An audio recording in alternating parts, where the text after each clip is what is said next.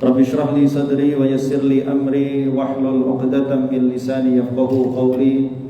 Subhanaka la ilma lana illa ma 'allamtana innaka antal alimul hakim. Allahumma 'allimna ma yanfa'una wanfa'na bima 'allamtana wa zidna 'ilman ya rabbal alamin. Allahumma inna nas'aluka 'ilman nafi'an wa rizqan thayyiban wa 'amalan mutaqabbalan wa shifaa'an min kulli da'in wa saqamin. Ma'asyiral muslimin, jamaah salat subuh yang dimuliakan Allah Subhanahu wa taala. Kita bersyukur kepada Allah, kita telah disampaikan setengah daripada bulan Ramadan. Tadi pas berangkat jam 4.25 kelihatan bulan purnama bersinar sangat terang, menandakan sudah tanggal 15. Berarti separuh kemuliaan Ramadan sudah hilang dari kehidupan kita. Di antara kita ada yang beruntung karena dimampukan oleh Allah memanfaatkan 15 hari sebelumnya dalam kebaikan, dalam ketaatan. Sebagian kita mungkin ada yang masih muqassir. Muqassir itu artinya belum mampu memanfaatkan secara maksimal. Dan sebagian lagi mungkin bahkan mufarrid. Apa itu mufarrid? Mengabaikan. Karenanya masih tersisa di hadapan kita jamaah rahimakumullah 15 hari ke depan. Mari sama-sama kita maksimalkan ketaatan kita, ibadah kita, kesalehan kita di sisa bulan Ramadan ini untuk benar-benar menggapai kemuliaan yang Allah janjikan. Ada maghfirah, ampunan, ya. Ada itqun minan nar, pembebasan dari neraka. Ada orang-orang yang Allah janjikan kepada mereka insyaallah surga yang sedemikian indah. Saya teringat salah satu sabda Rasulullah SAW, inna fil jannati ghurafan. Di dalam surga itu ada kamar-kamar. Yura dhahiruha min batiniha. Bagian luarnya terlihat dari dalamnya. Wa batinuha min dhahiriha. Bagian dalamnya terlihat dari luarnya. Gimana ngebayangin tuh? Akuarium. Karena sebagian surga, istana di surga itu terbuat dari emas, intan permata, ya. Seperti yang Allah janjikan bagi Khadijah radhiyallahu anha, itu terbuat dari permata yang mujawwaf, berongga. Qalu, para sahabat bertanya, liman ya Rasulullah? Kamar-kamar surga itu untuk siapa ya Rasul? Rasul menyebutkan 4 sifat. Liman thayyabal kalam, bagi orang yang selalu menjadikan lisannya ini berkata yang baik-baik. Wa at'amat ta'am, yang kedua selalu bersedekah, berbagi makanan. Yang ketiga wa adamas siyam, senang dengan ibadah puasa, baik di bulan Ramadan tentu wajib, dan juga di luar Ramadan, senang dengan ibadah puasa. Wa shalla bil laili wan nasu niyam, yang keempat juga senang mudawamah salat malam saat manusia umumnya sedang lelap tertidur. Ini 4 sifat. Nah, 4 sifat ini jamaah rahimakumullah tidak ketemu kecuali di bulan Ramadan. Betul Pak? Betul Bu? Siangnya puasa, malamnya qiyam, tarawih, ada yang masih nambah tahajud sebelum sahur, alhamdulillah. Nanti sore sebelum berbuka puasa, ya, kalau beli takjil dilebihin, sebagian ditaruh di masjid, sebagian dibawa pulang, berbagi makanan. Yang keempat, orang di bulan Ramadan mesti benar-benar menjaga lisan. Betul ya? Nah, ini 4-4-nya adanya di bulan Ramadan. Tinggal bagaimana caranya 4 hal ini kita coba konsisten di luar Ramadan, walaupun tidak seintensif Ramadan. Ramadan kan puasa tiap hari, qiyamnya tiap hari, ya. Paling tidak mayoritas waktu kita manfaatkan. Maka insya Allah kita berhak mendapatkan kamar-kamar surga yang telah Allah janjikan tadi. Ya, mudah-mudahan jamaah muttaqin merupakan di antara mereka. Amin ya rabbal alamin. Nah, ma'asyiral muslimin jamaah rahimakumullah. Pagi hari ini spesial Ramadan, kita tidak secara spesifik membahas sirah nabawiyah seperti yang kita bahas pada bulan-bulan sebelumnya, tapi tetap ada kaitan dengan sirah nabawiyah. Kita ingin mengangkat satu tema, Ramadan, bulan jihad dan kemenangan Islam. Kita ingin melihat bagaimana para ulama memaknai jihad dalam Islam. Apakah dia hanya spesifik bermakna perang, mengangkat senjata, ataukah dia bermakna luas? Walaupun tentu perang mengangkat senjata tidak bisa disamakan dengan jihad dalam yang lain. Ketika Allah menyebutkan seseorang yang mati fi sabilillah, yang dimaksud adalah mati di medan pertempuran, yang Allah janjikan nanti masuk surganya di akhirat tanpa hisab dan bisa memberikan syafaat kepada 70 orang anggota keluarga. Kalau ini spesial, karena dia sudah mencapai dzarwatu sanamihi. Puncaknya Islam itu adalah jihad fisabilillah, berupa berperang membela agama Allah. Nah, jihad-jihad yang lain tentu tidak selevel dengan ini, tetapi nanti kita akan melihat seperti apa. Nah, ma'asyiral muslimin jamaah rahimakumullah, ternyata juga kalau kita melihat kepada sejarah Islam, banyak sekali jihad-jihad dalam bentuk peperangan yang terjadi di bulan Ramadan sepanjang sejarah. Sejak mulai zaman Rasulullah SAW sampai dengan masa kita hari ini banyak ya, jihad fisabilillah yang terjadi di bulan Ramadan, bahkan sampai mencapai al-futuhat. Futuhat itu artinya kemenangan sehingga dapat menaklukkan daerah-daerah yang dikuasai oleh musuh-musuh Islam.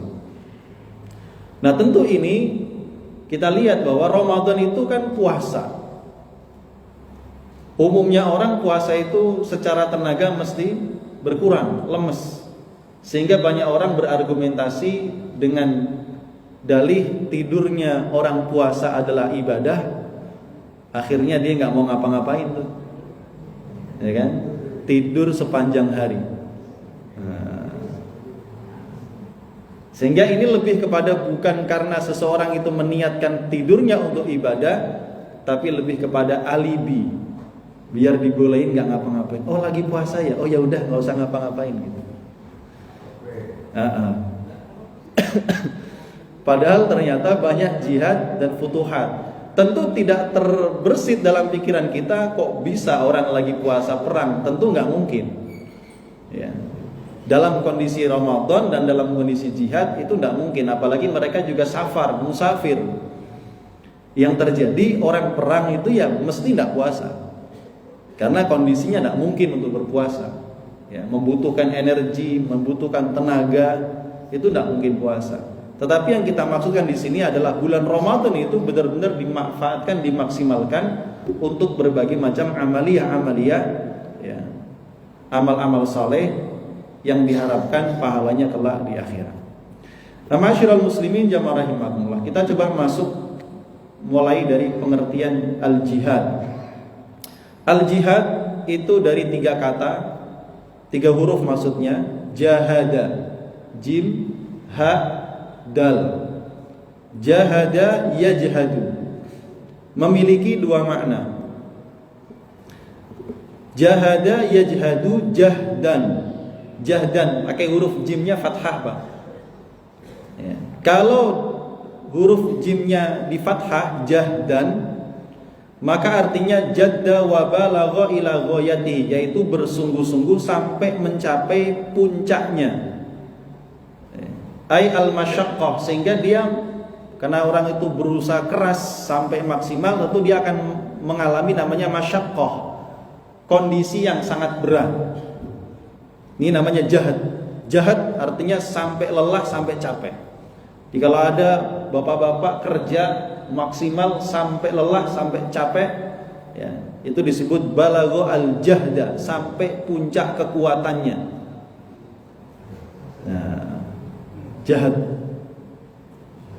Ada juga dengan dhammah juhdan, jahdan juhdan. Nah, ini bahasa Arab. Makanya kenapa kalau dibaca Quran salah harokat fatal. Ya. Juhdan artinya al-wus'u wa taqah, kemampuan, kekuatan. Ya, mirip-mirip tapi beda. Ya. Kalau jahdan artinya sampai payah, lelah, capek. Juhdan itu kemampuan. Sehingga para ulama disebut ulama mujtahidin karena melakukan ijtihad.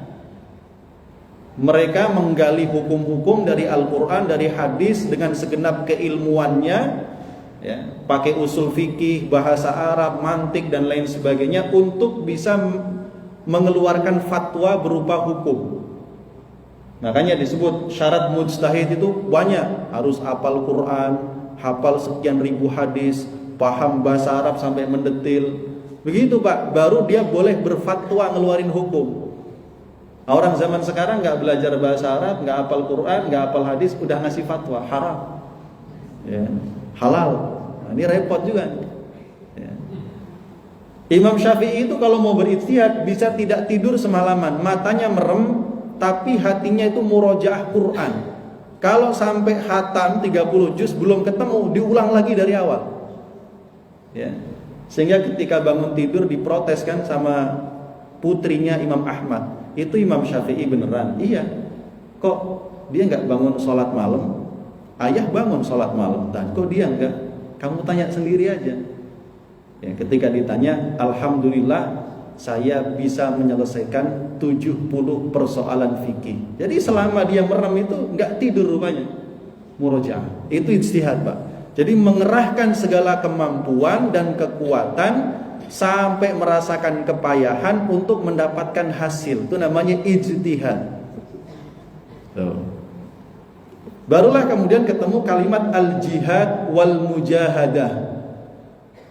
Ya, jihad wal mujahadah, yaitu istifraghul wus'i, mengerahkan seluruh daya kekuatan, kemampuan, potensi, ya, fi mudafa'atil aduwi, untuk melawan dan mengalahkan musuh.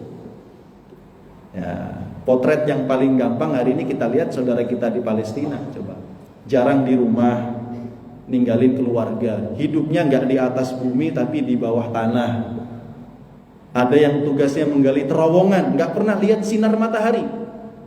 Ada yang tugasnya merakit senjata. Ada yang tugasnya mengumpulkan informasi. Ada yang tugasnya di luar wilayah untuk jihad politik dan lain sebagainya. Semuanya bersinergi. Ada yang menggalang dukungan, ada yang disebar ke semua negara-negara Islam Pak. Seperti yang ini Ramadan banyak masjid-masjid mendatangkan. Itu dalam rangka apa? Tau'iyah. Jihad untuk menyadarkan kaum muslimin bahwa kewajiban pembebasan Palestina itu kewajiban kita semua.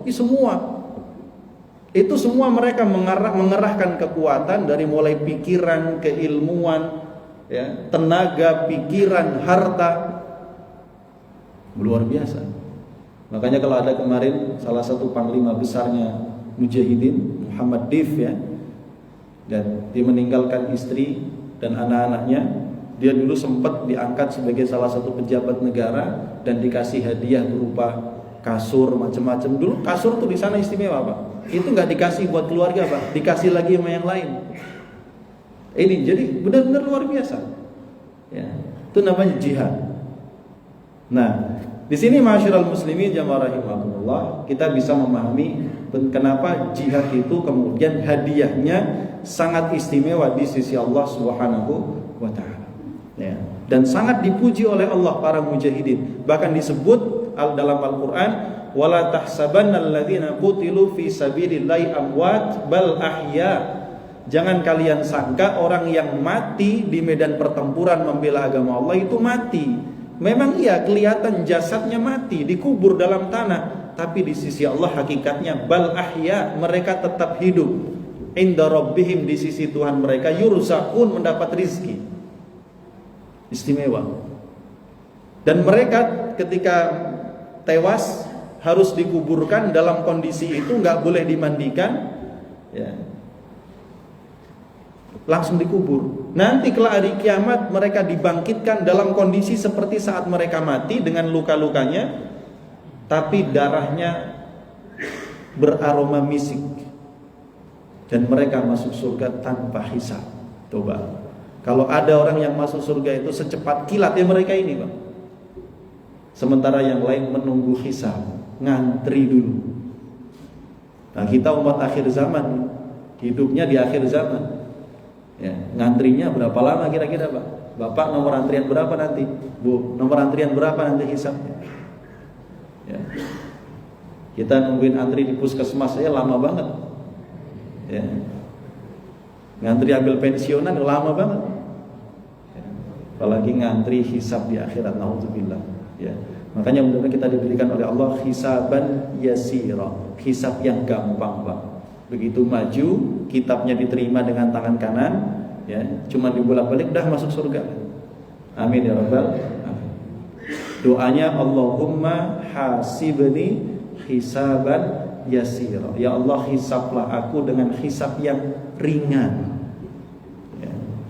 Baik, masyarul muslimin jamaah rahimakumullah.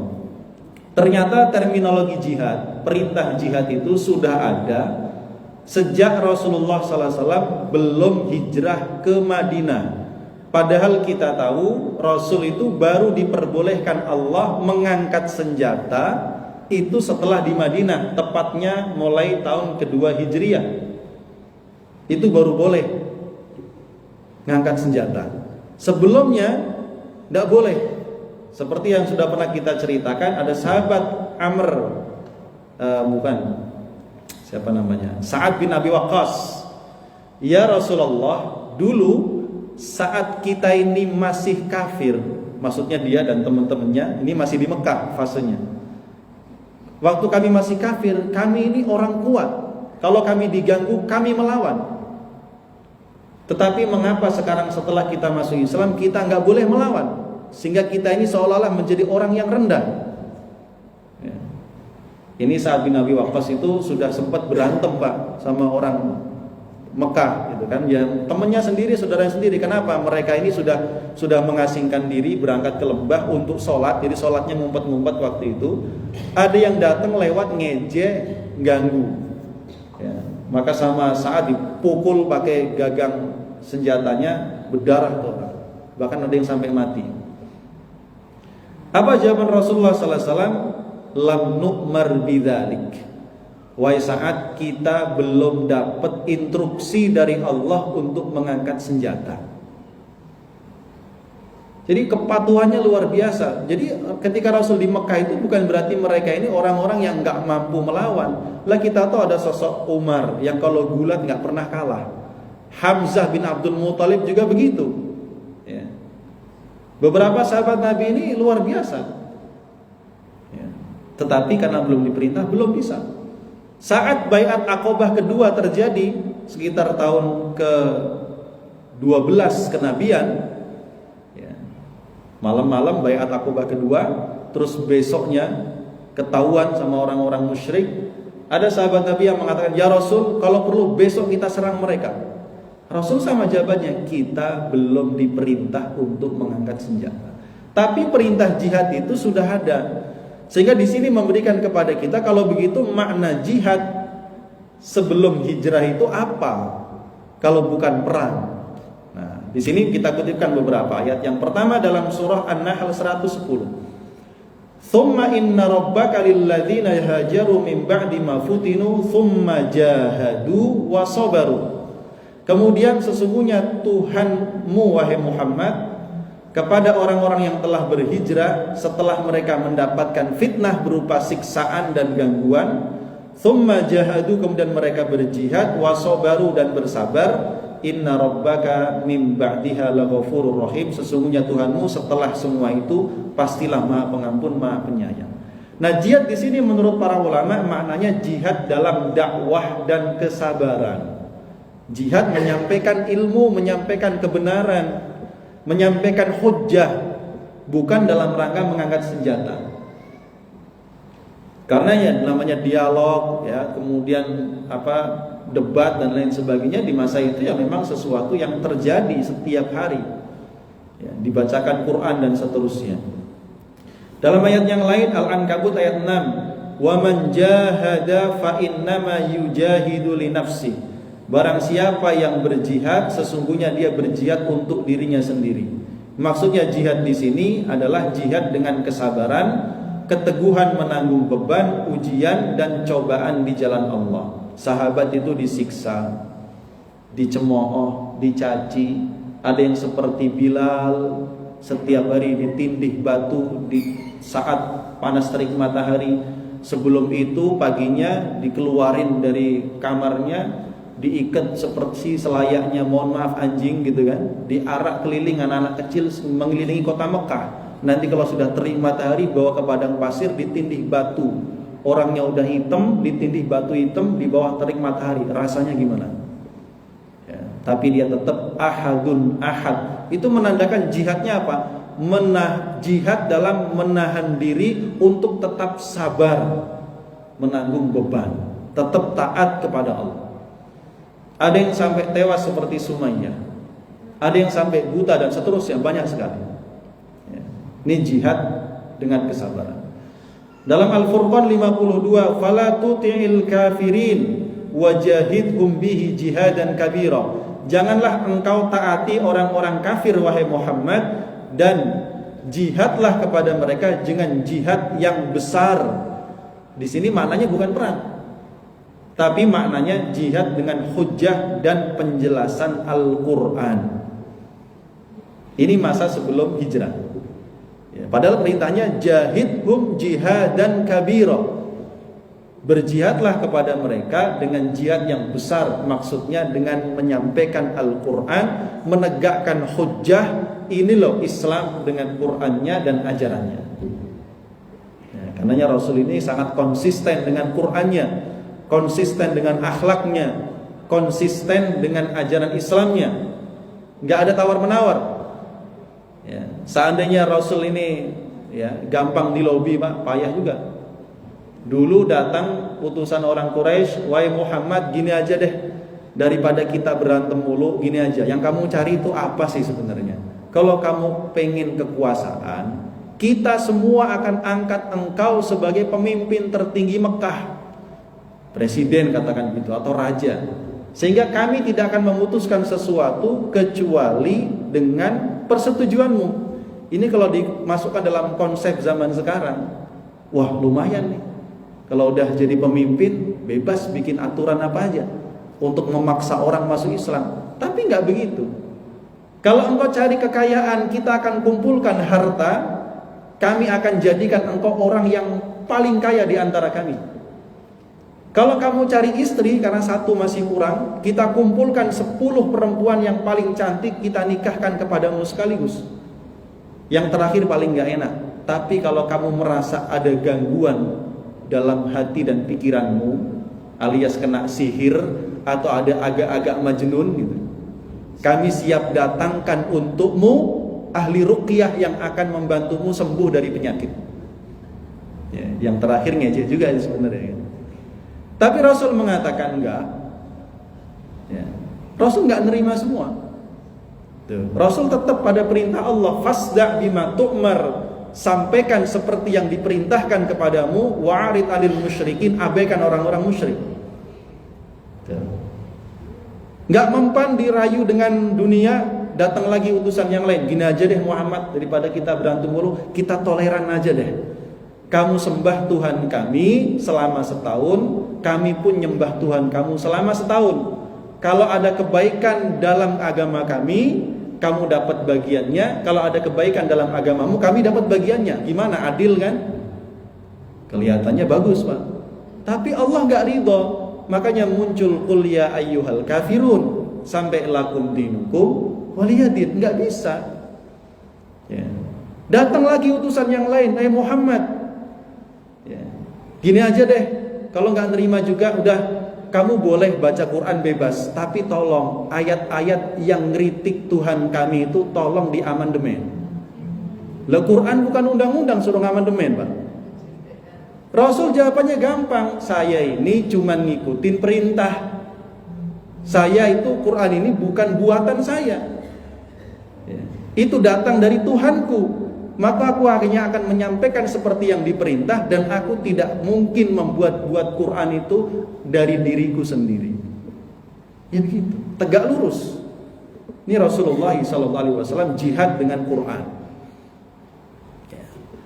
Nah, kemudian juga diantaranya ayat dari Al-Ankabut 69 yang sangat populer, walladzina jahadu fina lanahdiyannahum subulana. Dan orang-orang yang berjihad bersungguh-sungguh fina, karena kami, lanahdiyannahum subulana, kami pasti benar-benar menunjukkan kepada mereka jalan-jalan yang mengantarkan kepada kami. Ini maksudnya jihad melawan hawa nafsu dan melawan bisikan-bisikan setan. Sehingga di sini kita melihat, berarti dengan demikian terminologi jihad dalam Al-Quran tidak secara spesifik bermakna perang mengangkat senjata. Walaupun kalau dalam terminologi syariat jihad itu ya sama dengan perang, tapi secara umum kita melihat dari makna secara lughawi dan berdasarkan ayat-ayat Al-Quran, jihad mengandung juga makna yang lain selain perang, walaupun ini tidak dominan. Begitu. Dengan demikian, masyarul muslimin jamaah rahimakumullah, barulah muncul perintah jihad dalam wujud perang itu ketika Rasul telah hijrah dari Mekah menuju Madinah, tepatnya pada tahun kedua Hijriyah, yaitu dengan diturunkannya surah Al-Hajj ayat 39 sampai 41 yang sudah pernah kita bahas sebelumnya. Yang kalimatnya itu udzina, diberikan izin. Nah, ini baru diberikan izin, sifatnya belum wajib, baru sekedar diberikan izin. Karena dalam beberapa literatur jihad sampai wajib itu ada beberapa tahapan. Tahapan pertama ini diizinkan dulu. Kenapa diizinkan? Karena walaupun umat Islam ini sudah pindah dari Mekah ke Madinah, rupanya gangguan orang musyrikin Mekah itu tidak berhenti. Mereka tetap mengganggu, mendesak, bahkan membuat makar di belakang kaum muslimin, yaitu bersekongkol dengan orang-orang Yahudi Madinah dan musyrikin Madinah, untuk supaya kaum muslimin itu disudutkan, bahkan kalau perlu diusir dari Madinah, dipulangkan ke Mekah. Jadi orang-orang Mekah sendiri itu gak rela kalau orang umat Islam itu punya tempat tinggal yang nyaman, aman untuk menjalankan agamanya. Karena sudah sampai puncaknya itulah kemudian Allah mengizinkan Rasulullah mengangkat senjata. Disitulah nanti Rasul mulai mengirim sariyah yang sudah pernah kita sampaikan sebelumnya, sampai nanti puncaknya adalah perang Badar Al-Kubra yang belum tuntas kita bahas pada pertemuan yang lalu. Nah, masyarul muslimin jamaah rahimahullah, barulah setelah itu muncul Al-Baqarah 190, waqatilu fi sabilillahi alladzina yuqatilunakum wala ta'tadu. Perangilah di jalan Allah orang-orang yang memerangi kalian. Ya. Muncul lagi berikutnya Taubah 36, waqatilul musyrikina kaffah kama yuqatilunakum kaffah. Perangilah orang-orang musyrik seluruhnya sebagaimana mereka memerangimu pun seluruhnya. Ya, ini jihad. Makanya jihad itu ada dua makna. Jihad difa', jihad membela diri, defensif ya. Kita tenang nih di negara kita, tapi musuh yang datang, kita wajib tuh jihad difa', membela diri. Ya. Tapi setelah fase membela diri itu nanti ada fase jihad ekspansi, Pak. Ya, Rasul itu jihad membela diri sampai perjanjian Hudaybiyah. Setelah Hudaybiyah selesai baru mulai ekspansi, Fathu Mekah, itu ekspansi itu. Ya. Nanti muncul berikutnya terus sampai Romawi, terus dilanjutkan para sahabat sampai kemudian kekuasaan Islam meluas, ya, menguasai hampir 2/3 dunia. Ya. Nah, di sini masyarul muslimin jamaah rahimakumullah, dengan demikian maka memang jihad itu adalah satu syariat yang terus berjalan sampai hari kiamat. Enggak ada hentinya. Karenanya enggak pernah ada pun satu masa kosong dari jihad. Cuman mungkin wilayahnya beda-beda. Di Indonesia jelas bukan lahan jihad dalam bentuk perang. Tapi kalau Palestina jelas. Ya kan? Di tempat-tempat dulu Afghanistan dan seterusnya. Masyarul muslimin jamaah rahimakumullah. Nah, Kita mengutip dari bukunya Syekh Yusuf Al-Qaradawi tentang fikih jihad. Beliau juga mengutip dari Ibnu Qayyim Al-Jauziyah tentang jihad itu mencakup apa saja. Ada 4 yang dicakup dalam makna jihad secara umum, ya, tidak spesifik dalam makna perang. Yang pertama, jihad melawan hawa nafsu. Ya, berat apa susah? Ya. Yang kedua, jihad melawan setan. Musuhnya nggak kelihatan. Yang ketiga, jihad melawan orang kafir dan munafik. Munafik di sini munafik seperti zaman Nabi, ya, yaitu munafik yang diam-diam, ya, dia pura-pura masuk Islam tapi diam-diam ingin menghancurkan Islam. Ini munafik. Yang keempat, jihad melawan kezaliman, kemungkaran, kefasikan. Ya, yang ini boleh jadi terjadi di antara kaum muslimin. Ya. Jadi kalau nomor 1, nomor 2, dan nomor 4 ini bisa jadi internal, sifatnya bisa pribadi, bisa keluarga, bisa masyarakat, internal kaum muslimin. Tapi kalau yang ketiga ini sifatnya eksternal, musuhnya kelihatan. Walaupun yang satu musuh dalam selimut alias al-munafiqun, musuh dalam selimut, menggunting dalam lipatan, menusuk di dalam. Ya, jadi ma'asyiral muslimin jamaah rahimakumullah. Nah, di sini juga diberikan panduannya bagaimana caranya jihad melawan hawa nafsu. Ada tahapannya rupanya. Jihad melawan hawa nafsu yang pertama itu dengan thalabul ilmi, Pak. Belajar. Ya. Karenanya Islam datang pertama kali memulai perubahan itu dengan diturunkannya Al-Qur'an. Quran itu isinya ilmu. Quran itu isinya ingin tashihul mafahim, meluruskan persepsi-persepsi yang salah dalam pikiran dan hati manusia. Orang Mekah dulu mempersepsikan Tuhan itu nggak boleh satu, harus banyak. Karenanya ketika Rasul menyerukan dakwah tauhid, mengesahkan Allah, Tuhan itu cuma satu, mereka merasa aneh. Ya. Muhammad, kok bisa Tuhan kita yang banyak ini cuman kamu ringkas jadi satu? Ini aneh, kata mereka. Persepsinya begitu. Ya. Dulu mereka mengira hidupnya kehidupan dunia. Jadi kalau di dunia itu nggak kaya, nggak terkenal, nggak bisa berkuasa, itu dianggapnya nggak sukses, gagal. Gitu. Lalu datang Quran kemudian meluruskan bahwa kehidupan yang hakiki itu akhirat. Walaupun di dunia nggak dapat apa-apa, selama engkau bisa berhasil mendapatkan kebaikan akhirat, disebut sebagai faqad faza fauzan azima, keberuntungan yang sangat besar. Ini semua ilmu, Pak. Karenanya thalabul ilmi fardhu, cari ilmu hukumnya fardu.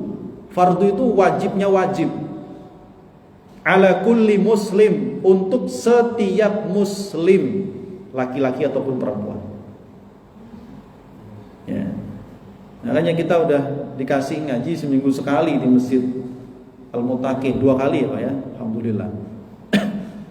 Datang kita dalam rangka thalabul ilmi. Ya. Kalau ngaji nggak datang juga kan payah. Makanya Rasul mengatakan jadilah orang alim.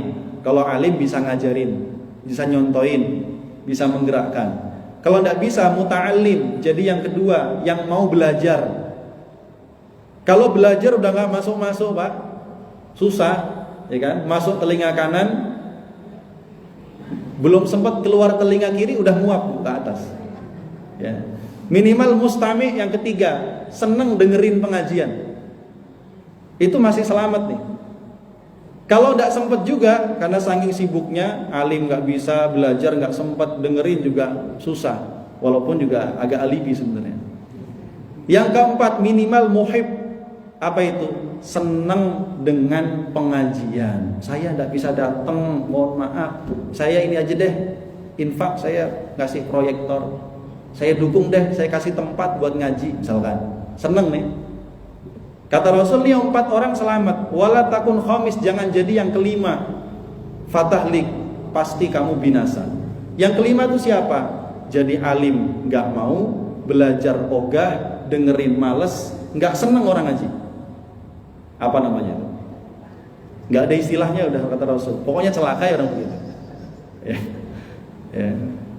Thalabul ilmi, karena ini pertama. Nanti kalau kita sudah paham Pak keutamaan sholat jamaah, ya, kewajiban sholat fardu, keutamaan. Jadi kita terdorong bersemangat. Akhirnya yang kedua amal, terdorong beramal. Kalau sudah punya ilmu, senang beramal dan amalnya berkualitas. Itu jihad melawan hawa nafsu. Pertama ilmu, yang kedua mengamalkan ilmu. Ya. Kemudian yang ketiga, kalau sudah mulai mengamalkan, dakwahkan, sampaikan, ajak orang lain, yuk ngaji. Ajak orang lain tentang kebaikan. Namanya mengajak itu dengan santun, dengan baik, nggak boleh maksa, apalagi ngancem. Nggak bisa. Ngajak, dirayu, yuk jamaah datang, insya Allah nanti ada sarapan, kecuali hari ini. Itu kan untuk merayu orang supaya mau datang gitu kan, supaya semangat tuh. Begitu. Ya. Dakwah, mendakwahkan atau mengajarkan. Setelah itu ya terus konsisten. Konsisten itu didukung dengan sabar. Ada jamaah yang orangnya nerimo, apapun pokoknya nggak pernah protes. Ada yang jamaah dikit-dikit protes. Kok begini begitu macam-macam. Sabar pengurus. Gitu. Ya. Ada yang di luar ngerecokin, sabar pokoknya. Sabar ya, konsistennya terus. Sabar, begitu Pak. Ya. Ini melawan hawa nafsu. Yang kedua jihad melawan setan. Musuhnya nggak kelihatan. Setan itu membisikkan dua hal. Yang pertama syubhat, yang kedua syahwat. Syubhat dan syahwat. Syubhat itu bagaimana? Syubhat itu ya pikiran-pikiran yang menyimpang tapi seolah-olah nggak menyimpang kayak tadi itu. Muhammad, gimana kalau kita toleransi beragama aja deh? Ya, saling. Besok kalau kamu hari raya kita ikutan, besok lagi kalau saya yang hari raya kamu ikutan. Adil kan? Ini syubhat Pak. Ya. Termasuk mengaburkan makna jihad, bahwa jihad itu bukan peperangan ini. Sehingga kalau perang tuh nggak boleh gitu. Sehingga nanti mengkritik saudara yang di Palestina. Harusnya mereka berdiplomasi saja. Harusnya mereka ngikutin Mahmud Abbas misalkan. Ya, udah habis dari dulu kalau ngikutin Mahmud Abbas ya. Palestina. Jadi ini syubhat namanya. Nah, menolak syubhat ini dan keraguan dengan cara apa? Ya tadi thalabul ilmi itu, dengan ilmu yang benar, yang matang, ya, dengan referensi yang valid gitu ya, dengan guru yang juga bisa dipertanggungjawabkan ilmunya, syubhat itu hilang. Kalah, nanti kita nggak mudah termakan provokasi, tidak mudah termakan propaganda yang menyesatkan. Yang ini sekarang sangat luar biasa banyak. Yang kedua adalah menolak semua bisikan dan dorongan keburukan dan syahwat. Syahwat, setan itu kan pinter gitu. Dia mungkin nggak dorong orang langsung mohon maaf berzina Pak, tapi dimanjakan dulu matanya, dimanjakan dulu telinganya, dimanjakan dulu lisannya. Kalau sudah sampai ke tahap itu, pasti akan berlanjut. Itu bisikan setan. Ya. Syahwat, yang alim, yang pintar, syahwatnya didorong. Kamu kok nggak dihargai, kamu kok nggak dihormati. Ini syahwat, pengen dihargai, pengen dihormati, pengen terkenal, pengen ini, pengen itu, ya, pengen pamer. Itu semua syahwat. Ya. Nah itu juga harus dilawan tuh. Ya. Ini jihad melawan setan. Apalagi setan itu nggak kelihatan. Setan itu minal jinnati Wanas, kalau wanas ini setannya agak lumayan gampang, kasih duit selesai. Betul Pak ya? Setan manusia itu kasih duit beres. Karena setan manusia yang dicari itu memang duit. Tapi kalau setan yang jin ini yang susah, gak kelihatan, tiba-tiba bisikin ke dalam hati kita itu, terus kita kadang-kadang secara gak sadar terjatuh dalam perangkapnya. Apalagi kita dalam kondisi lalai. Wah itu sangat cepat sekali. Ya. Ini. Makanya kita nggak boleh lalai, harus zikir, ingat, eling. Zikir itu artinya eling, ingat, alias juga nyebut nama Allah. Karena kalimat zikir dari kalimat zakaro artinya ingat dan menyebut. Ya. Yang ketiga, jihad melawan orang kafir dan orang munafik. Nah, ini tahapannya hati, lisan, harta dengan jiwa atau tangan. Ya, segenap kekuatan. Hatinya mengingkari, lisannya ngomong. Nah ini diantara lisan itu apa? banyak ulama yang menulis tentang bagaimana kesesatan orang yang berpaham ateisme, yang mengingkari Tuhan, atau yang kemudian macam-macam lah. Pemahaman-pemahaman yang menyesatkan manusia, bahkan membuat manusia itu bisa keluar dari Islam, itu dibantah dengan lisan hujjah. Ini tugas para ulama. Kemudian ada dengan harta, yang tidak bisa dengan lisan, dengan harta. Ya, proyeknya ini ustadz-ustadz yang rajin membantah, kadang-kadang ustadz tuh nggak semuanya punya dana, Pak. Ada yang sampai menjual ini itu, dan untuk modal dia mungkin mencetak bukunya atau menyampaikan kajiannya dan lain sebagainya.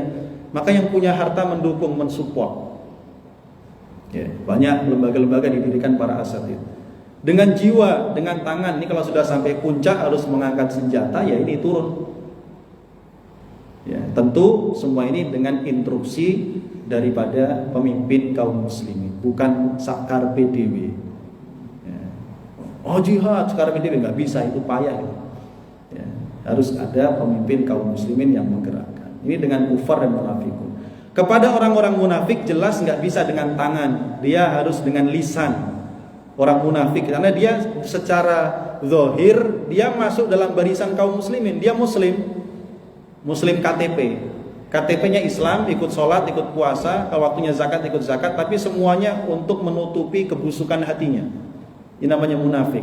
Itu dengan lisan. Karenanya Rasul tidak pernah menyakiti orang-orang munafik di zamannya, walaupun sudah jelas menimbulkan kerusakan. Gitu. Kenapa? Mereka suka melempar batu sembunyi tangan, menyusun makar di belakang, ya, sehingga mereka nggak pernah kena hukuman. Ini munafik. Ya. Kalau orang kafir jelas karena dia di luar Islam. Yang keempat, jihad melawan kezaliman dan kefasikan dengan tangan, lisan, hati. Ini jelas. Ini yang disebut dengan amar ma'ruf nahi mungkar dalam kehidupan kita, khususnya kepada sesama kaum muslimin. Amar ma'ruf artinya mengajak kepada yang baik, nahi mungkar mencegah daripada kemungkaran, yang ini menjadi kewajiban secara umum bagi kaum muslimin sesuai dengan tingkat kemampuannya. Kalau sampai kewajiban amar ma'ruf tidak dijalankan, ini menyebabkan turunnya murka Allah Subhanahu wa taala. Nah, banyak ayat-ayat yang menyebutkan tentang masalah ini. Ya. Karenanya ini masjid kita ini selain juga sudah amar ma'ruf, alhamdulillah, juga harus punya proyek namanya nahi mungkar. Bekerja sama dengan lingkungan sekitar, RT, RW, menjaga lingkungan kita agar tetap ya bisa terkondisi dengan baik, kebaikan berjalan dengan aman, nyaman, dan kemungkaran jangan dikasih celah sedikit pun. Sebisa mungkin dicegah. Nah ini tugas kita. Karena itu dua sisi mata uang tidak boleh dipisah. Amar ma'ruf nahi mungkar, dua-duanya berjalan seiring sejalan. Ibaratnya orang nanam, ya, proses tanam tetap harus diiringi dengan proses membasmi hama. Gak mungkin orang nanam tanpa membasmi hama, gak mungkin. Ya kan? Karena begitu kebaikan tumbuh, hama ini muncul. Ya, harus ada dua-duanya. Ma'asyiral muslimin jamaah rahimakumullah. Nah, kita lihat di sini dalam timeline sejarah awal syariat jihad, yaitu turunnya Al-Hajj tadi, itu terjadi bulan Safar tahun kedua Hijriyah. Lalu Rasul mulai mengirimkan syariah-syariah. Safar, Rabiul Awal, Rabiul Akhir, Jumadil Awal, Jumadil Akhir, Rajab, Sya'ban. 7 bulan kemudian, bulan Sya'ban tahun kedua Hijriyah, turun syariat ibadah puasa Ramadan. Nah, berarti ini menjelang bulan Ramadan. Sya'ban belum puasa, Ramadannya, tapi syariatnya udah turun. Kutiba alaikumusiyam itu turunnya Sya'ban tahun kedua Hijriyah. Ya. Begitu pula turun kemudian di bulan Ramadan syariat kewajiban membayar zakat fitrah. Nah, di tanggal 12 Ramadan Rasul memerintahkan sahabatnya, bahkan memimpin langsung sahabat-sahabatnya yang jumlahnya sekitar 300-an itu, untuk mencegat rombongan Abu Sufyan yang sudah pernah kita jelaskan. Karena mereka ini pulang dari Syam mau ke Madinah dan bawa harta yang sangat banyak. Niat pertamanya mencegat untuk mengambil hartanya saja, nggak niat perang. Karenanya kaum muslimin bawa senjatanya sederhana saja, karena nggak niat perang. Ternyata Allah berkehendak lain. Abu Sufyannya lolos dan dia sudah terlanjur kirim surat ke Mekah. Abu Jahal mengerahkan pasukan jumlahnya sekitar 1.300, walaupun akhirnya di tengah jalan yang 300 balik pulang karena berdebat, berbeda paham. Ya. Ketemulah kaum muslimin awalnya nggak pengen perang, Pak, nggak suka. Diceritakan dalam surah Al-Anfal seperti yang sudah pernah kita sampaikan. Tapi mau nggak mau karena sudah di hadapan, ya, tidak ada alasan untuk mundur ke belakang. Mundur ke belakang artinya dosa besar. Bertemulah 300 pasukan dengan 1.000 pasukan musyrik tanggal 17 Ramadan, Perang Badar Al-Kubra. Ya, disebut dengan Yaumal Furqan, hari yang membedakan antara al-haq dan al-batil. Yaumal taqal jam'an, yaitu pada hari bertemunya dua musuh, dua pasukan, ya, muslim dengan musyrik. Nah, jadi kita lihat di sini rentetannya bahwa sebelum terjadinya perang Badar Kubra itu Allah sudah mengawali dengan berbagai macam syariat, seolah-olah ini sebagai sebuah persiapan, Pak. Kan begitu. Kan setiap apa yang Allah turunkan itu adalah sesuatu yang mengandung hikmah dan pasti memberikan dampak yang positif bagi kaum muslimin. Kenapa syariat Ramadan itu Allah nggak nanti aja deh kalau udah perang Badar selesai baru diwajibin, kan kasihan masa perang puasa gitu. Ternyata enggak. Justru Ramadan itu terjadi lebih dahulu kewajiban puasa, dan sebelum puasa ini tahun sebelumnya itu puasanya baru sekedar wajib puasa Asyura. Tahun pertama Hijriah itu yang diwajibkan puasa Asyura. Baru Asyura kemudian Ramadan, diganti Ramadan. Asyuranya sunnah. Mungkin berarti ada proses. Berarti Allah menginginkan bahwa kelompok yang kelak Allah menangkan ini harus memiliki syarat-syarat kemenangan. Dan di antara syarat-syarat kemenangan itu keimanan yang kokoh. Dan keimanan yang kokoh itu terbentuk dengan ketaatan dan ibadah yang intensif kepada Allah. Dan ibadah yang intensif itu hanya terjadi di bulan Ramadan. Ya, lihat di situ Allah perintahkan mereka berpuasa. Saat itu, jamaah sekalian, kewajiban puasanya belum seperti yang kita jalani dari subuh sampai maghrib. Iya, kalau sudah maghrib memang wajib puasa, wajib berbuka. Tapi kalau sudah berbuka dan dia sudah tidur, itu nggak boleh makan lagi. Contoh, maghrib udah buka puasa, habis sholat isya tidur jam 9. Maka nanti kalau bangun pagi nggak boleh makan sampai ketemu maghrib lagi. Nggak ada sahur tuh. Karenanya para sahabat itu ada yang sampai pingsan di siang hari. Kenapa? Lelah kerja seharian, ya kan? Sore pulang mau buka puasa, istrinya belum punya apa-apa. Tar dulu ya, saya tak keluar beli gorengan dulu. Pas pulang istrinya, suaminya udah ketiduran karena kecapean. Kata istrinya, kasihan kamu. Akhirnya gak makan semalaman. Besoknya ketemu puasa lagi, pingsan siang hari. Umar bin Khattab juga ngeluh, ya Rasulullah, kalau puasanya model begini gak kuat kita. Kenapa? Kami malam-malam juga butuh istri. Paham ya? Nah, jadi kalau tiap hari begini sebulan gimana itu kan? Nah, barulah turun ayat 187 surah Al-Baqarah. Uhilla lakum lailatas siyamir rafathu ila nisaikum. Dihalalkan untuk kalian di malam hari berhubungan dengan istri-istri kalian. Itu dibolehkan. Wa kulu washrabu, silahkan makan, silahkan minum sampai terbit fajar. Itu baru muncul, Pak. Jadi tahun pertama itu masih begitu model puasanya. Kebayang tuh. Sama seperti awal-awal sholat tahajud hukumnya wajib.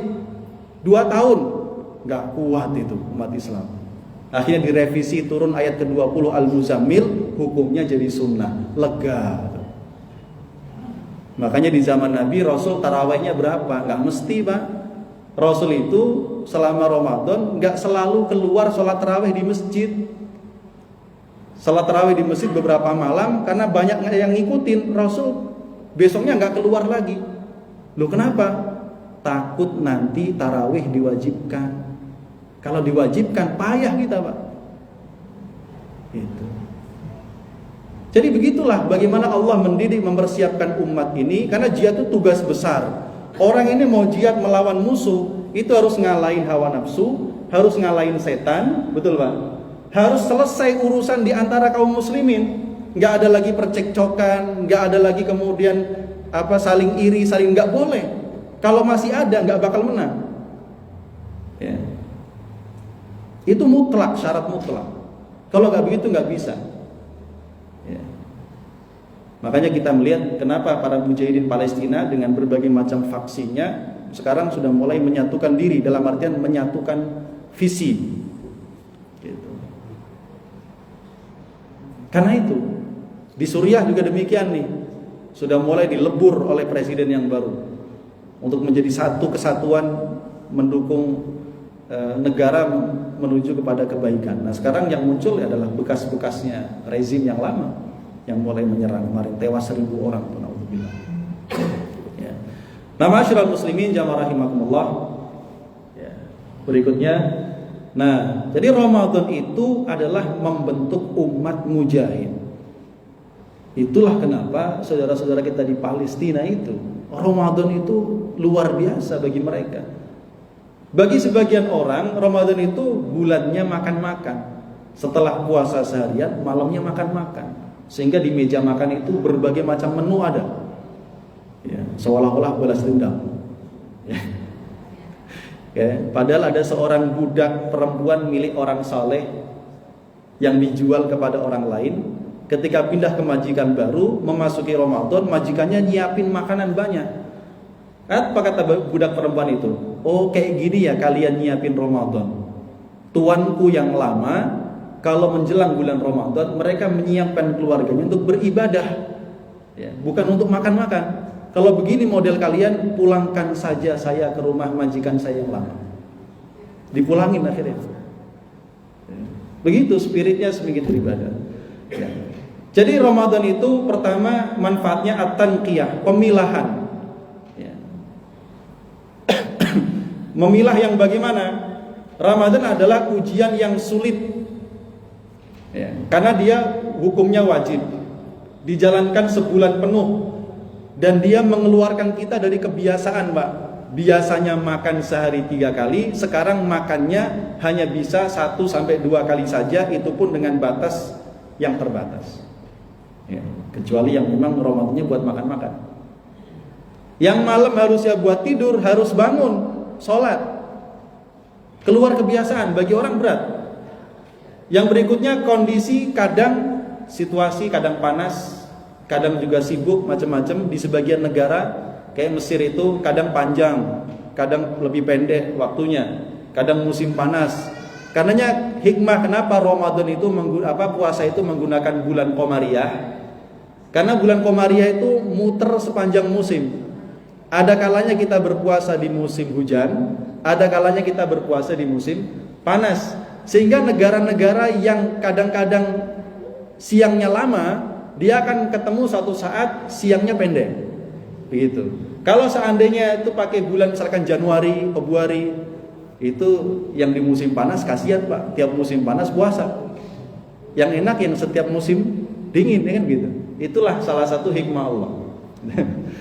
Yang berikutnya adab batin harus dipenuhi, sehingga dia benar-benar at-tanqiyah, pemilahan, benar-benar menyeleksi umat.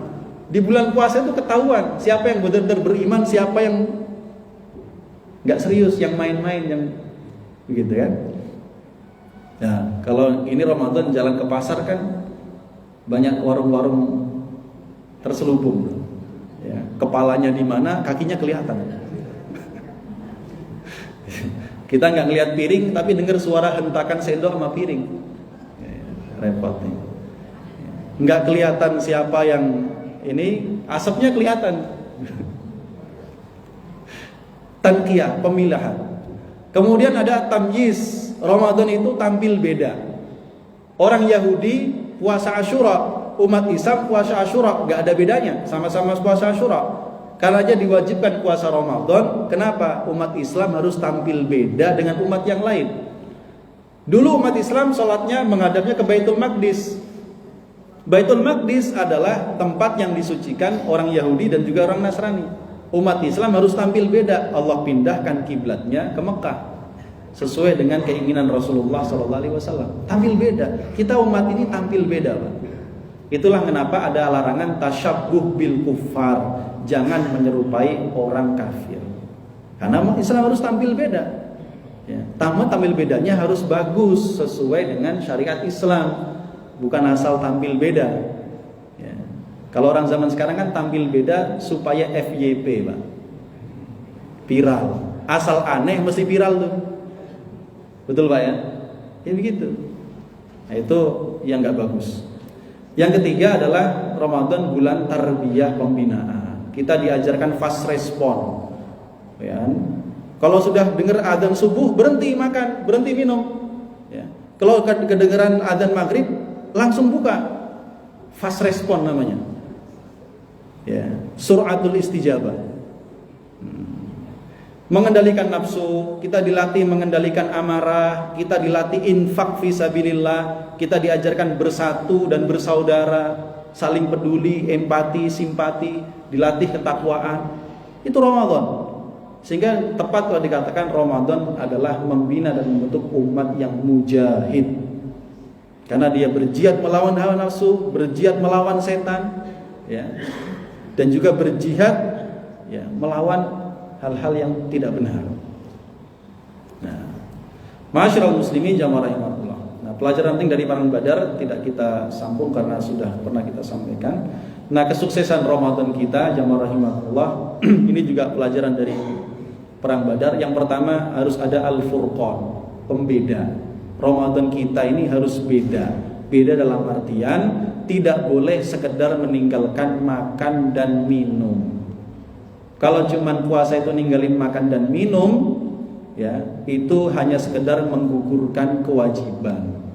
Puasa kita bukan sekedar puasa menahan lapar dan haus, tapi juga menahan diri dari segala yang haram. Tidak ada gunanya puasa dengan menahan diri dari yang halal, tapi membatalkan pahala puasa dengan yang haram. Seharian dia nggak makan, dia nggak minum, nggak menyentuh istri, padahal itu makanannya sendiri, minumannya sendiri, istrinya sendiri yang sudah jelas halal, tapi matanya tidak tahan melihat yang haram, telinganya tidak tahan mendengar yang haram, mulutnya tidak tahan mencaci maki, mencela, menghibah, merendahkan. Yang seperti ini puasanya nggak ada pahala dan tidak membentuk ketakwaan. Makanya harus ada al-furqan, harus beda dengan hari-hari yang lain. Ya. Begitu pula dengan Qur'annya. Qur'annya di luar Ramadan mungkin kita hanya sekedar baca, tapi di Ramadan ini harus lebih dari sekedar itu, harus tadabbur dan seterusnya. Ya, biar beda. Jadi ada yang terkesan dari kita, dari Quran yang kita baca setelah Ramadan, walaupun beberapa ayat atau hanya satu surat saja. Yang berikutnya taufik, ini yang paling penting. Kita tidak mungkin bisa menjalankan semua kebaikan di Ramadan ini kalau bukan atas dasar taufik dari Allah. Taufik artinya kemudahan yang Allah berikan. Rasul mengatakan, jika Allah menghendaki kebaikan bagi seorang hamba, Allah berikan pekerjaan kepadanya. Bagaimana maksudnya? Yuwaffiquhu li'amalin saleh. Allah berikan taufik sehingga dia bisa beramal saleh qoblal mauti, sebelum mati. Dimudahkan bisa sholat berjamaah, ya, bisa taklim, bisa puasa, bisa sedekah. Ini semua bisa ini karena Allah, Pak. Bukan semata-mata karena kita niat. Bukan karena kita punya kekuatan dan kemampuan, enggak. Semata-mata karena Allah. Betapa banyak orang yang sudah berniat tapi niatnya hanya tinggal niat, tidak pernah terwujud dalam amal. Betapa banyak orang yang punya kemampuan dan kekuatan tapi tidak sanggup mengeksekusi walaupun hal yang sederhana dalam amal soleh dan ketaatan. Kenapa? Tidak dapat taufik. Karenanya kita bergantung dan memohon taufik kepada Allah Subhanahu wa taala. Baik, masyarakat muslimin jamaah rahimahullah, ini beberapa jihad dan kemenangan Islam di bulan Ramadan, ya. Tahun kedua Hijriah Perang Badar, tahun ke-8 Hijriah 10 Ramadan itu Fathu Mekah, terus sampai pembebasan Palestina. Ini kalau ditulis banyak sekali, Ya, saya ringkaskan saja sedikit. Nah, di situ 2 Hijriah, 8 Hijriah, 9 Hijriah, 13 Hijriah, 16 Hijriah sampai 658 Hijriah, perang Ain Jalut ini pembebasan Palestina oleh Salahuddin Al-Ayyubi. Ya. Baik, masyaallah muslimin jamaah rahimahullah, demikian barangkali yang bisa disampaikan dalam waktu yang singkat dan juga mudah-mudahan berkah ini. Kurang lebihnya mohon dimaafkan. Silakan nanti kita lanjutkan dengan tanya jawab. Wallahu a'lam bishawab. Baik, Ustaz. Atas paparan materinya, kita buka sesi tanya jawab. Setengah 7. Adi.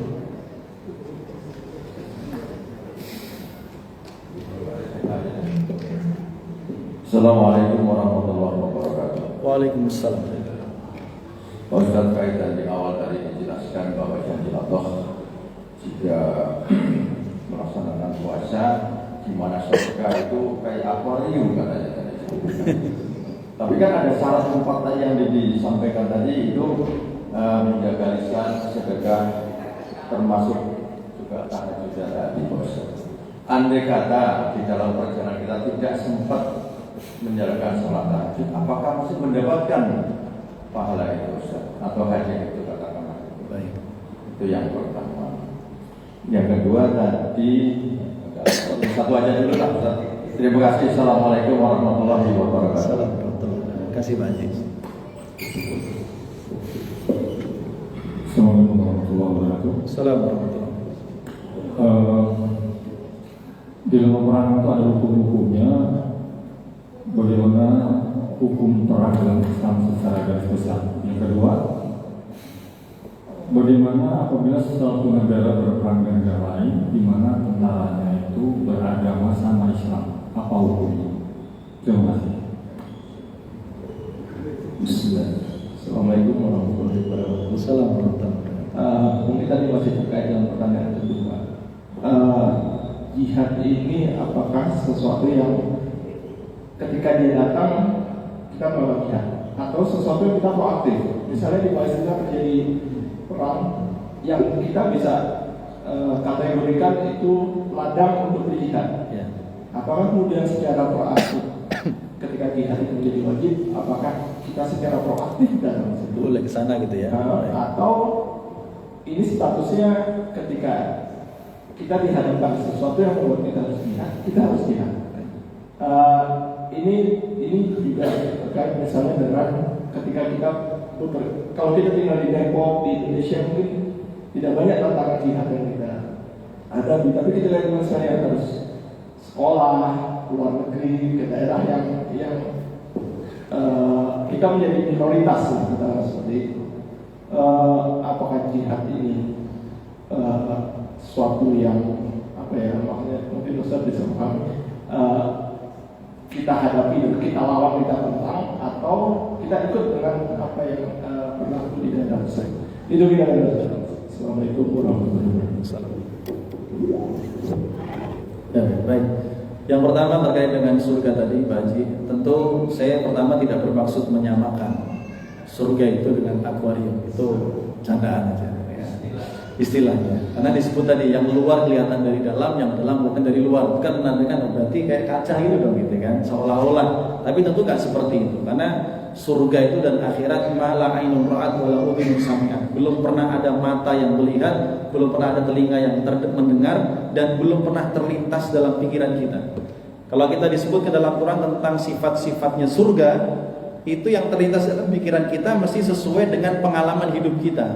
Kalau disebut sungai, yang kebayang kita itu sungai, mesti sungai-sungai yang ada di sekitar kita. Padahal hakikatnya nggak seperti itu. Ya, begitu pula buah-buahan dan seterusnya.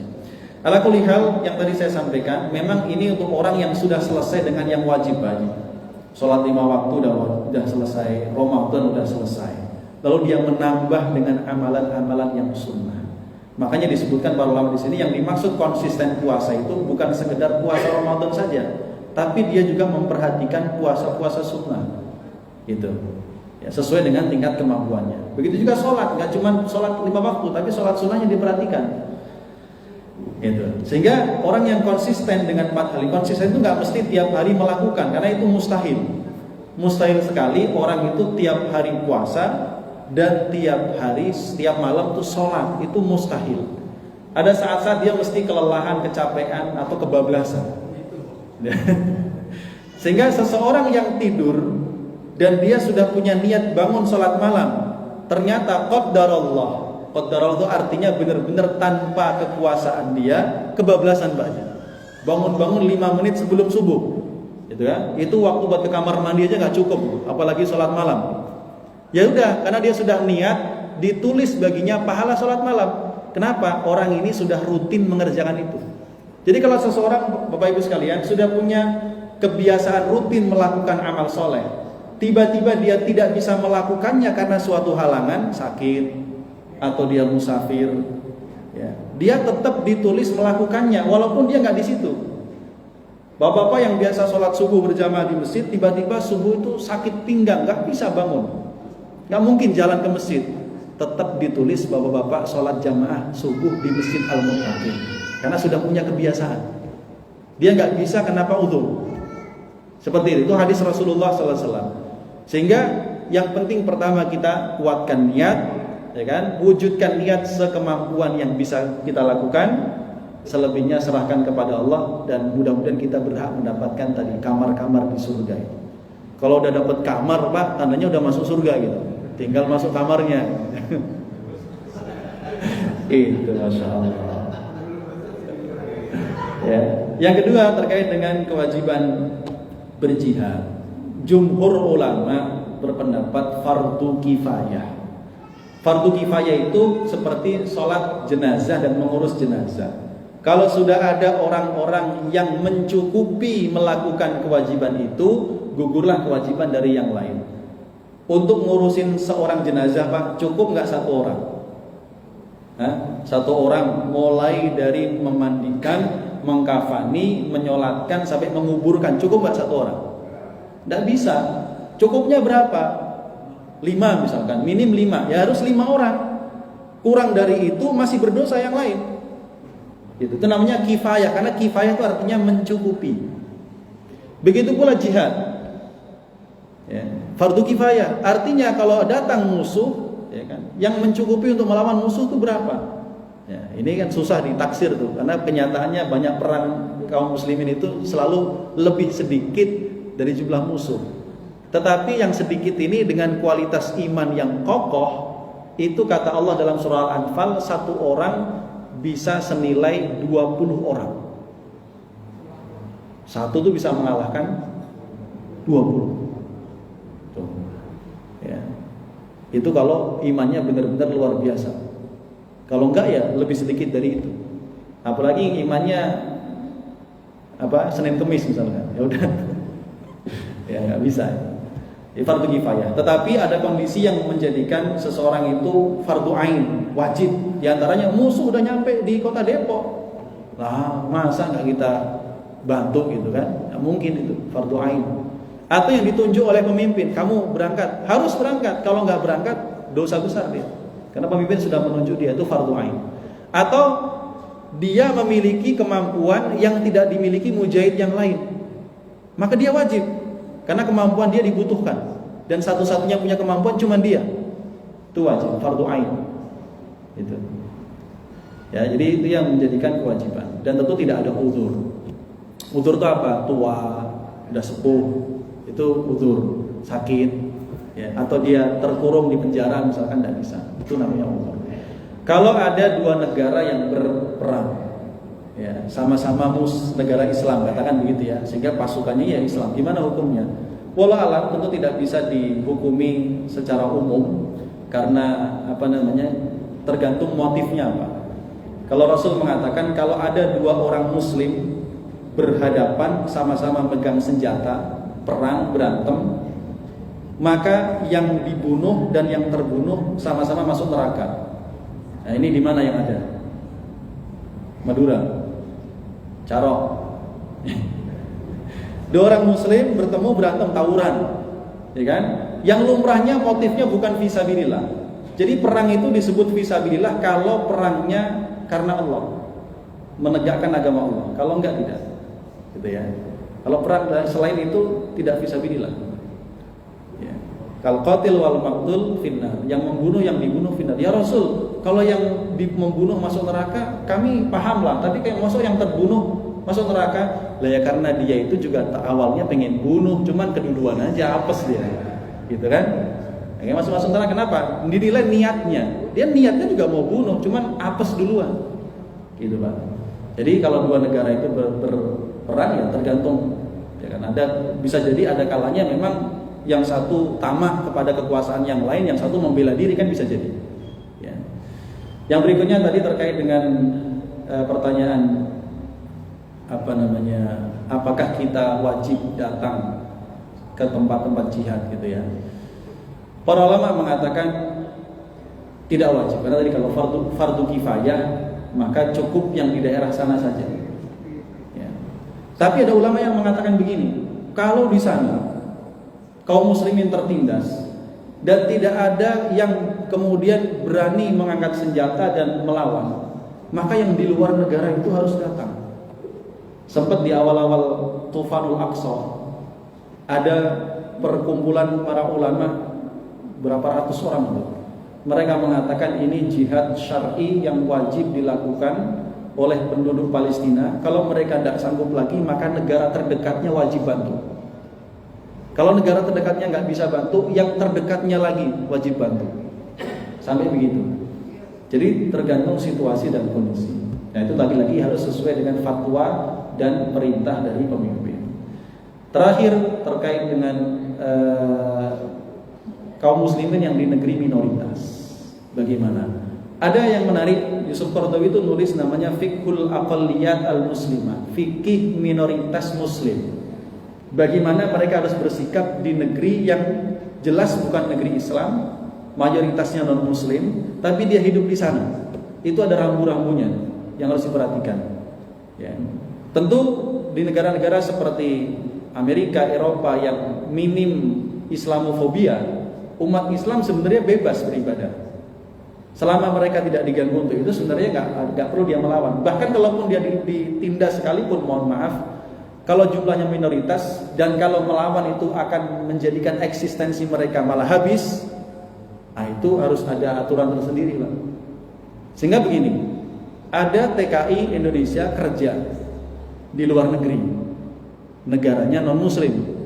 Kerjanya itu waktunya ya jelas nggak akan memperhatikan waktu sholat, Pak. Gitu kan? Bahkan mungkin perusahaannya melarang dia sholat. Gitu kan?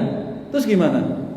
Sebagian saudara kita itu ada yang terpaksa kalau waktunya sholat harus ke kamar mandi dan sholat di kamar mandi. Loh itu kan nggak sah. Nah, kalau buat kita yang normal, buat daerah yang tidak normal beda cerita. Karena fatwa itu menyesuaikan kondisi orang. Gitu. Ada yang mereka dengan terpaksa di kamar mandi juga nggak bisa, ya udah sholatnya rapelan, Pak. Jamaknya itu 5 waktu langsung. Pas pulang dirapel semuanya. Sampai segitunya. Karena saking dia masih pengen komitmen dengan Islam itu kewajiban, tapi kondisi nggak memungkinkan. Ya, kalau kita bilang Ustaz kan bisa dia keluar dari pekerjaan lain. Kalau dia memungkinkan keluar dari pekerjaan lain, alangkah lebih baiknya. Tapi kalau dia belum mampu dan baru itu yang bisa dia lakukan, ya mudah-mudahan dimaafkan oleh Allah Subhanahu wa taala. Jadi jihad ini tidak ujuk-ujuk, tidak tiba-tiba. Rasul di Mekah minoritas, tidak ada kewajiban mengangkat senjata, karena mengangkat senjata di Mekah itu sangat berbahaya. Tapi begitu di Madinah, punya tempat tinggal, tanah air, kekuatannya sudah mayoritas, orang-orang Ansar itu ahli perang, dengan orang-orang Yahudi sudah bisa artinya punya ikatan perjanjian, sehingga musuh dalam selimutnya dalam tanda kutip sudah ditaklukkan. Barulah Allah perintahkan jihad melawan. Itu pun masih dalam level jihad defensif, ya. Serangan datang melawan. Nanti baru benar-benar istiqrar mapan itu tahun 8 Hijriah setelah Fathu Mekah. Fathu Mekah ini orang musyrikin Mekah ditaklukkan, maka seluruh jazirah Arab itu tunduk, Pak. Nah, barulah Rasul memulai ya, perang berikutnya, perang Tabuk, melawan orang di luar Arab. Ya, perang apa lagi nanti, baru nanti ada Rasul sebelum meninggal sempat menunjuk Usamah bin Zaid sebagai pemimpin untuk ke Persia tuh. Udah berangkat ini pasukan. ya, baru di tengah jalan Rasul wafat. Sehingga itu ada step-step, ada tahapan-tahapannya. Wallahu a'lam bishawab, demikian yang bisa dijawab. Tentu masih sangat luas sekali kalau kita berbicara masalah ini. Ala kulli hal, yang ingin kita titik tekankan, mari Ramadan ini benar-benar kita manfaatkan dengan sebaik-baiknya, karena kita tidak dalam kondisi jihad mengangkat senjata, minimal jihad melawan hawa nafsu, ya, melawan setan. Apalagi setannya udah diikat sama Allah, ya, tinggal bagaimana kita mengatur kehidupan